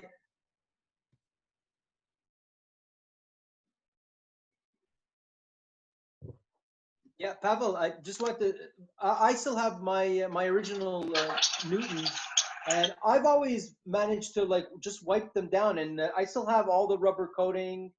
They look like brand new still. It's a little dark. I'm just going to turn on the light, but they're it's a here. There we go. It's no peeling, no anything. I've just always. I agree. Someone mentioned that sometimes, I think it was you mentioned, the oils in our hands, they start to break down the the coding, and this in fact is my old 110, which is I have several original message pad and everything, but this one was my most used one.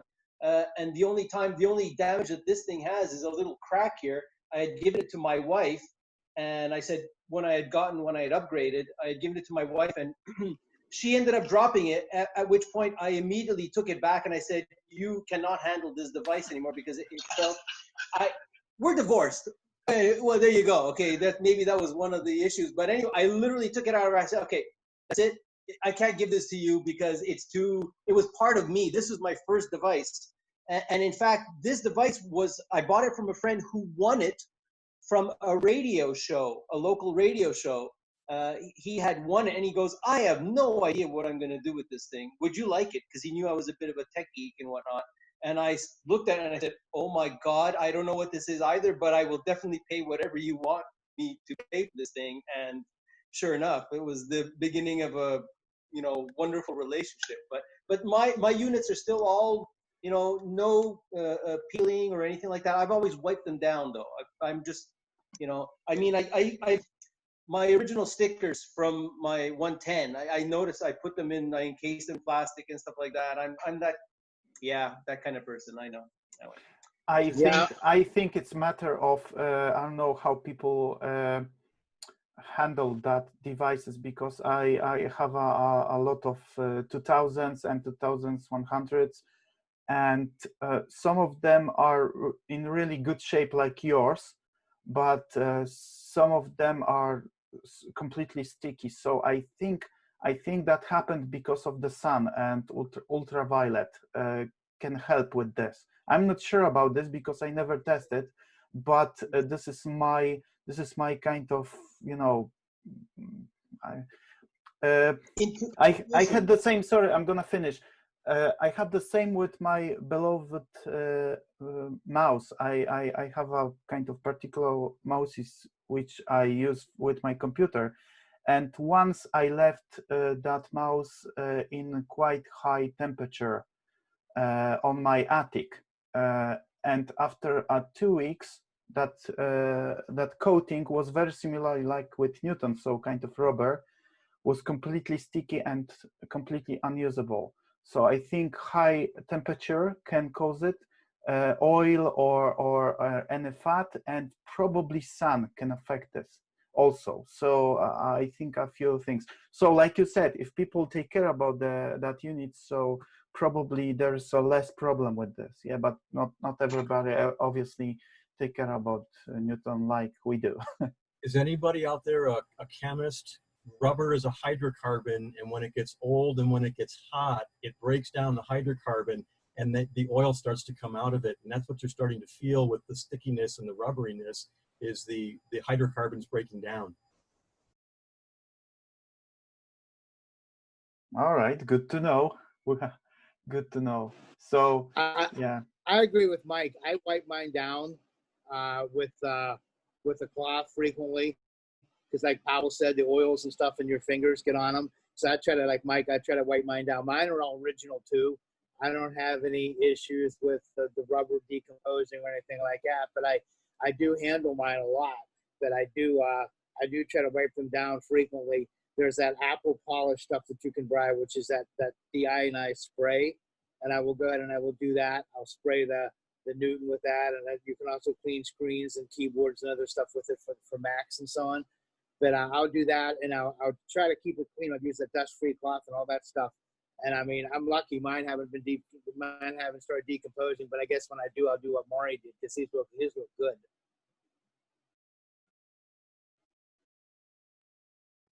Does anybody know what the name of the font is that's used in the branding on the 2100s? Oh, it's a good question. I believe it's Gil Sans, isn't it? Gil Sans. Maybe I'm misremembering. I think the best person to ask for this is Frank Orlando or Grant, because Grant is a freak with the fonts. So you can ask Grant. Grant probably even have that font in his collection. So you can ask Grant. Probably. It is Gil Sans actually. I'm a graphic designer. It's All right, okay. It's Skill Sans, yeah. Nice. The main branding, yeah. One of the lighter versions, I think. Right. So Maury, if you do decide to make those decals, who was talking about the decals? Was it Jason? Did you mention the decals? No, it was It was Jake. It was Jake. So if you get the decals made, maybe you can make one, a spoof that says, call it the NTLK 2100 or something. I wouldn't actually go that far. It's actually ghosted on the plastic, so you can go right over where it was. But to be quite honest with you, I'm more into the General Magic products. This is a brand new Data Rover 840. I'll probably end up selling the 2000, the 2100 to a couple people that private messaged me already. But maybe if someone were to create that font and then make it available on the list, then those buyers perhaps can do it themselves. That's a good idea, though.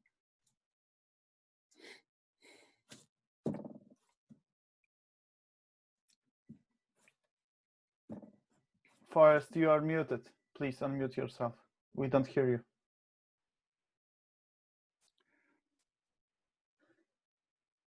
Okay. Is nobody else talking?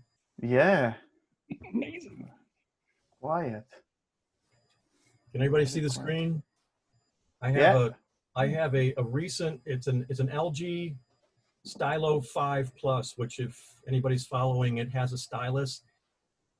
I'm bragging for Matthias' work that he did this morning. I pulled his Android Alpha and I have it running on my current Android cell phone. It is snappy. I've already installed Adam Toe's Newt to do on it. It is snappy. It's probably quicker than the 2100 that I used to have. I don't have a 2100 right now, but this is going to become my Newton for being able to walk around and pull up my cell phone and take a note anytime I want to. It's there. Matthias, excellent work. I can't brag enough for you. Thanks for trying it out. Gives me a good feeling that it doesn't only run on my computer. And it's good. What about sound? Can we get sound? Because that was an issue that we were having before on my Android devices. I wouldn't get sound. No, this version does not have the sound driver in it. I wanted to release it after I put it in, but since the conference was going on, I thought, I put an alpha out. I still have to put the sound back in, and that should be done by the end of this or next week, and then it will have sound.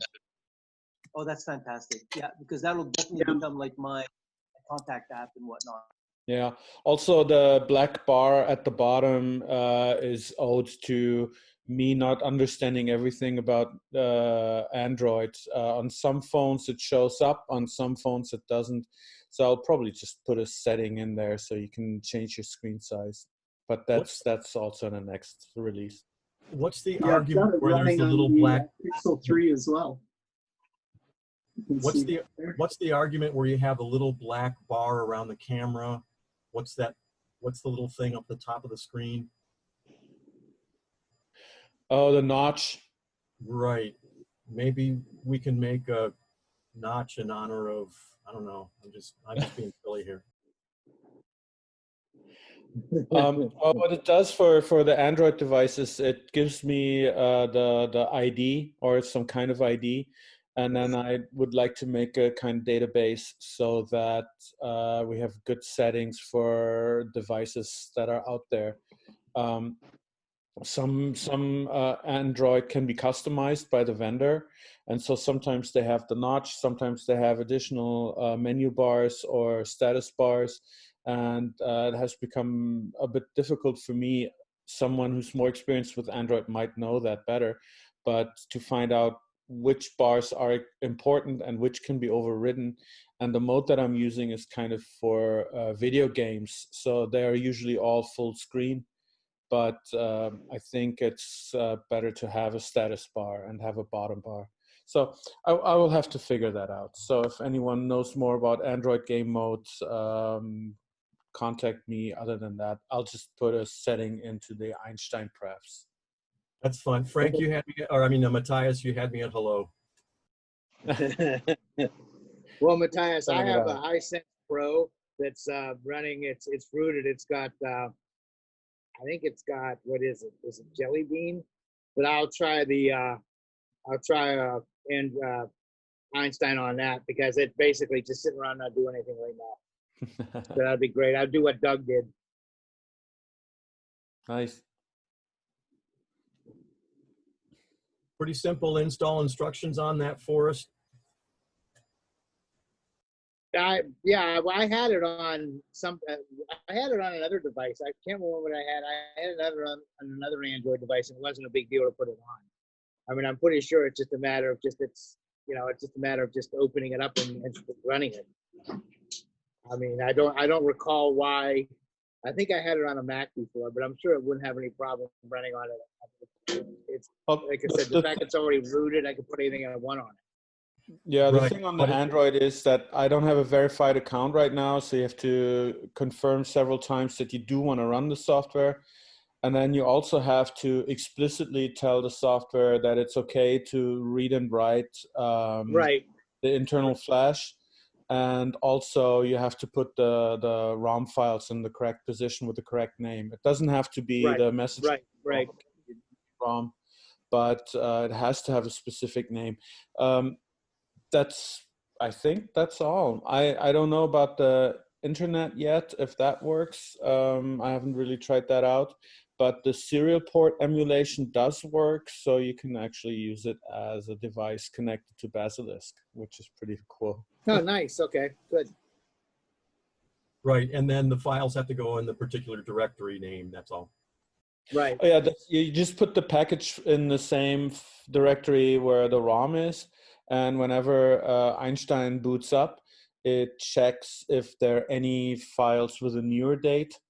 I just realized that might not work anymore, but that's the idea. So that's why it's an alpha version. But yeah, I did install some stuff, so generally it should work. Yeah, but when you root it, you have to do the same thing. You have to have all the files in one folder, because that's what it looks for. Yeah. How difficult is it to find the ROM? I know you all know where it's at secretly, but I don't have Google Foo as much as the other person. Well, you can. There's this the magic number of the ROM, the 717006 or something. I don't know by heart, but if you enter that into Google, there's a good chance that something will pop up. Okay. Yeah, because we're not legally allowed to tell you how to exactly do it. Yeah, but we could send it to him because he has proven to us that he has an actual device. True. Right? I have several. Yeah, that's true. That's true. That's just one hand. That's There just you one go. hand. Here's the other You're hand. definitely a licensed user then, yeah. Yeah, I would think that counts. Yeah. That'd be helpful.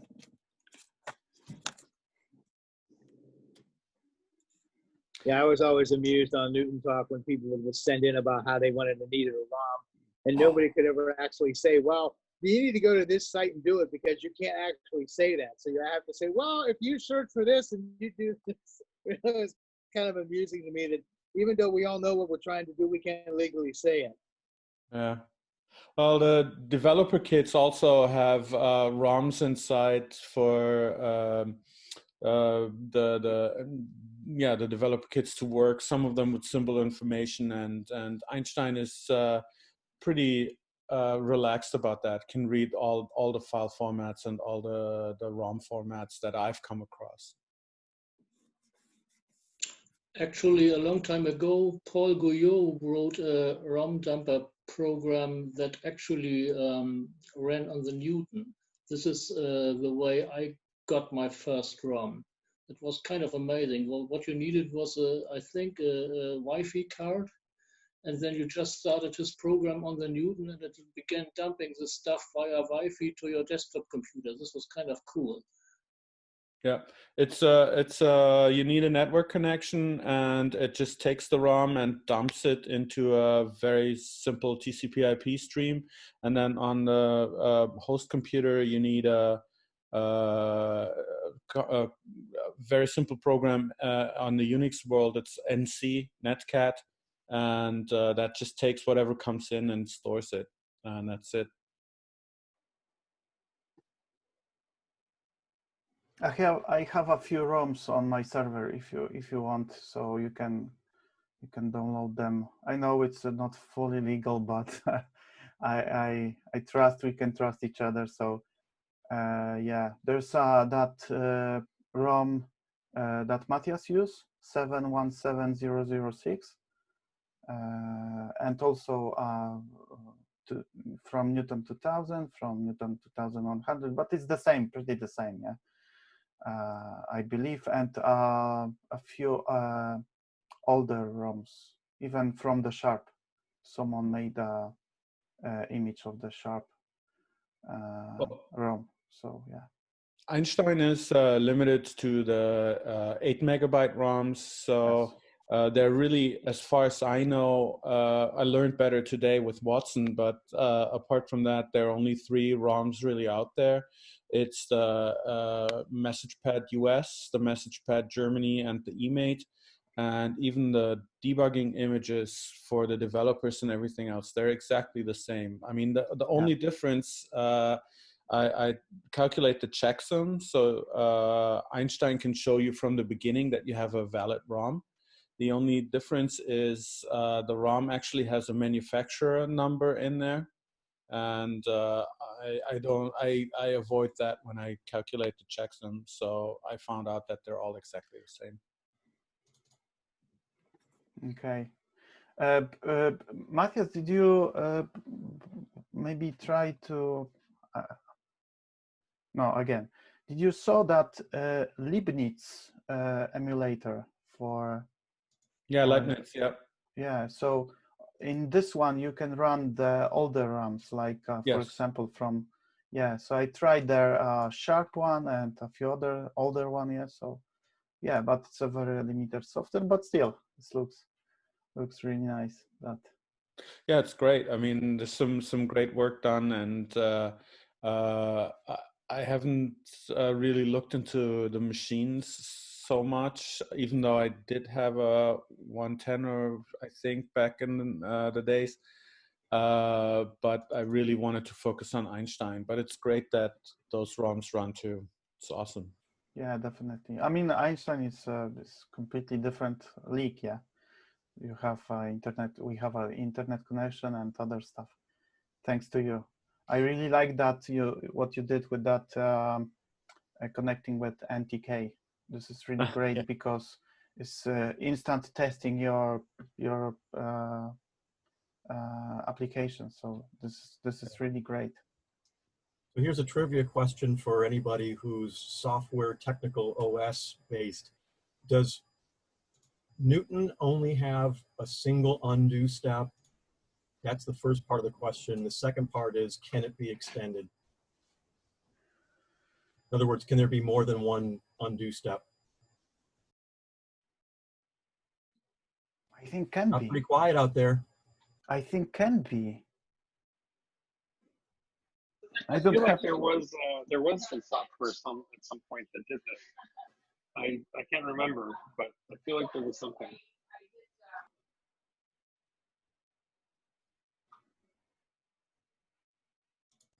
Thanks, Noah.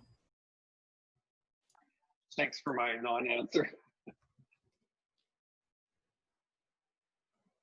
I think API-wise, there's only one undo step from what I've seen, but I didn't dive into it too much.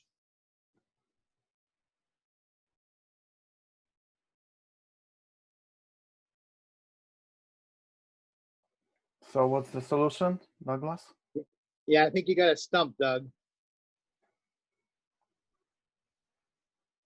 I'm looking at the preferences screen, and there's nothing that has anything to do with levels of undo.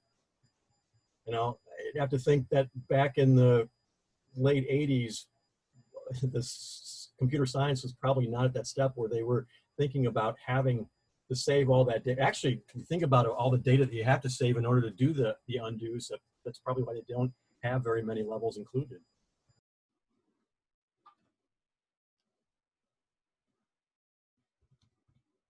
Yeah, undo is not easy to implement. I mean, you almost have to write a little stack, like a little language that reverses and redoes whatever the steps were. So that's why a lot of software from the previous millennium has one undo step and no more than that. And very often it's solved by just keeping a copy of everything.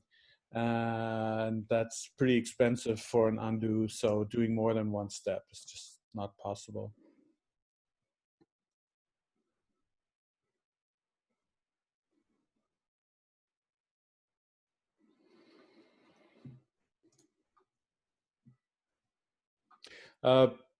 I think probably before the end of the week, I have a new version of Einstein out, and it has a funny feature that I had time to program this morning, that you can just drag and drop packages right from the browser into Einstein. It's a horrible feature because you start really trying out all the software that's online. And I hope I can add a decompressor for the SIT and the HQX formats, so you can drop those archives onto Einstein right away, which makes it even worse. So you guys will be trying out software left and right, but that's fine. That's actually good, because it's good for testing the software we never used before from our repositories. So yeah, I wish to go folder by folder from the UNA and test everything, because a lot of software there have completely no description, and the name of the package is even telling nothing about the software. So you have one big question mark there, and you don't know completely. You can only guess by the folder when the software is. That's all, yeah. So yeah, and some of the folders are still named in the old DOS scheme with like 8 letters and maximum of 3 extensions. Yeah, crazy. And for the Android users, if you want to try to install on Einstein on Android, you just drag the package file into the same location where Einstein and the ROM are, drag it in there, and then reboot, and then on reboot it does the install on its own.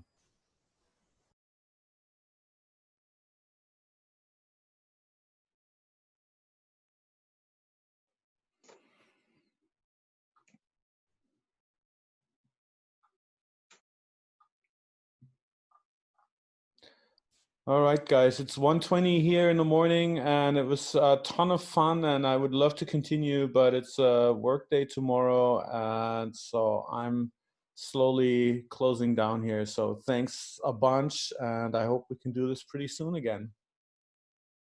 Good night, Matthias. Thank you for coming. Oh, absolutely. Thank you, Matthias. Thank you so much. Absolutely. Yeah, thank you so much, Matthias. That was great. Thank you. Thank you.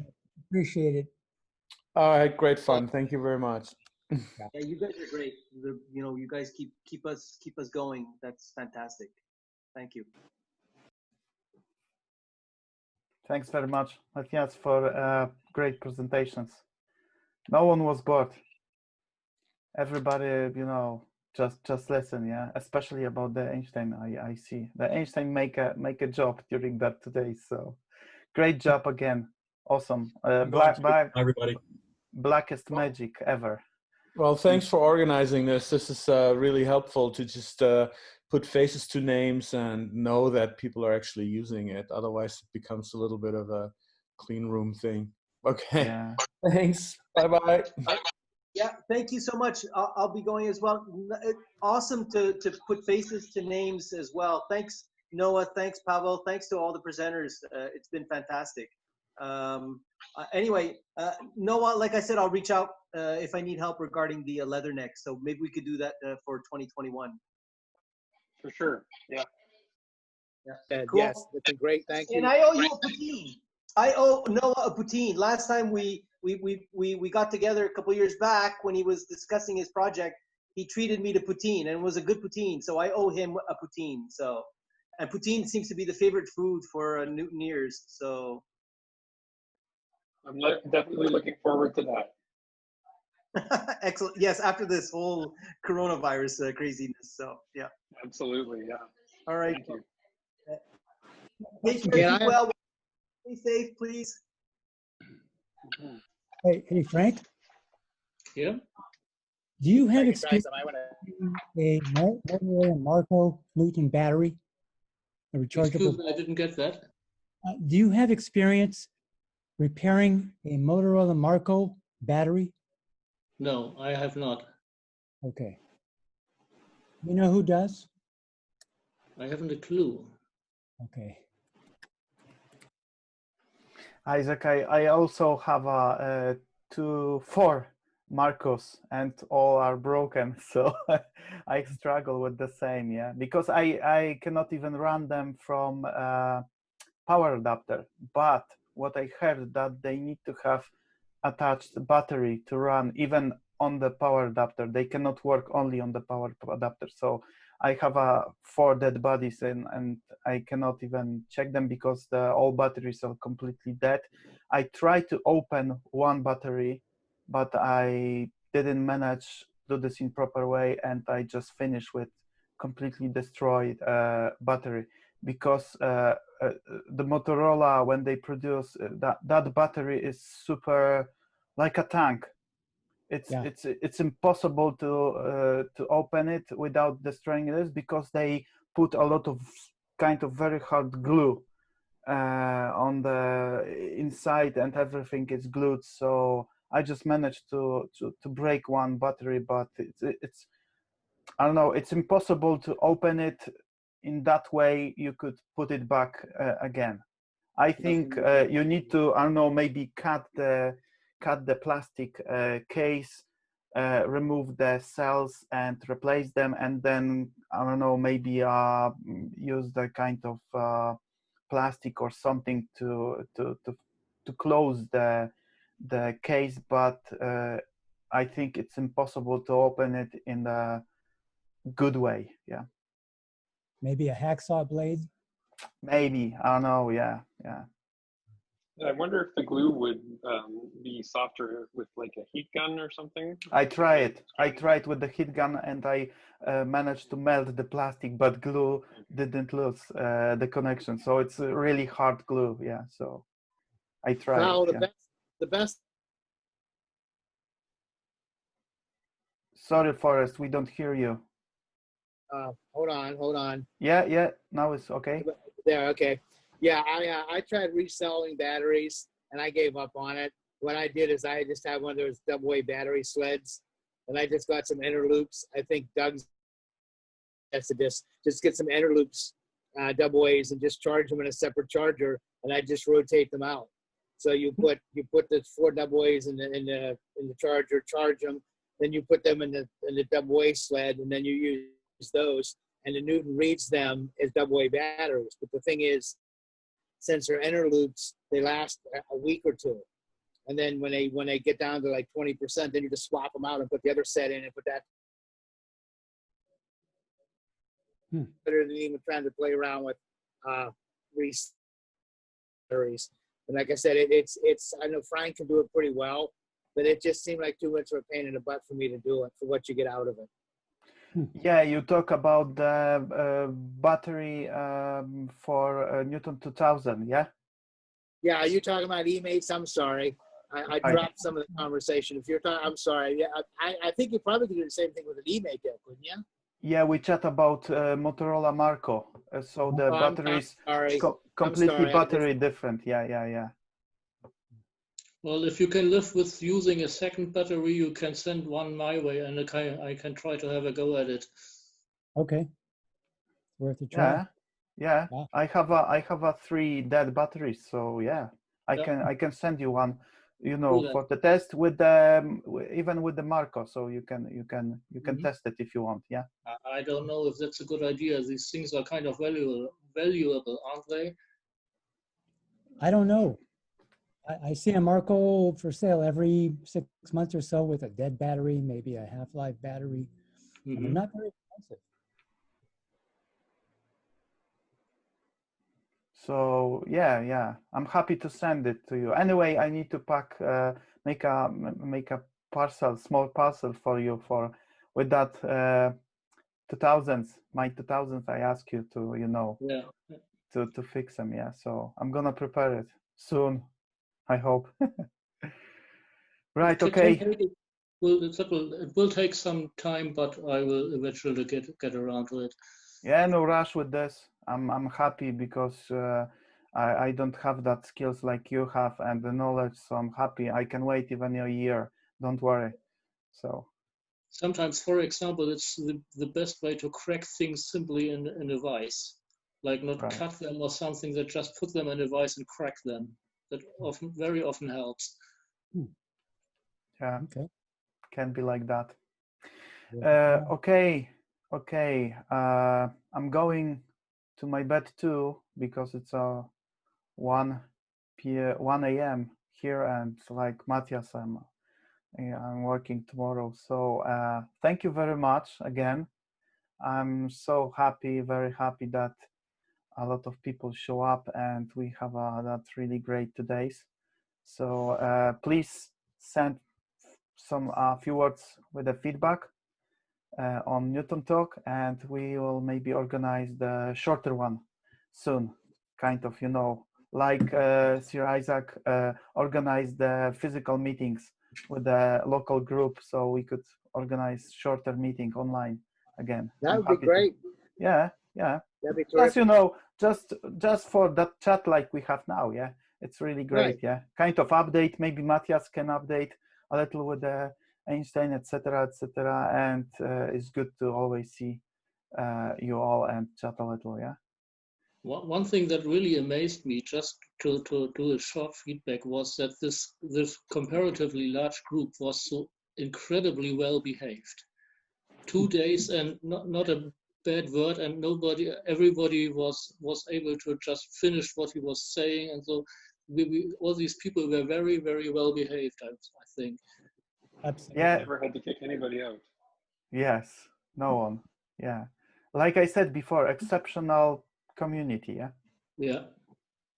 So, okay. Thank you very much, guys. I hope when I stop the session, you will still stay live. So Yeah, I will Noah, check out too. yeah, all right, okay. So Noah, thanks very much, and we are in touch because you have a lot of videos to send me. That's right. Cool. Thank you very much. Have a good night. Thanks, have a good Noah. day, whatever. Thanks, Noah.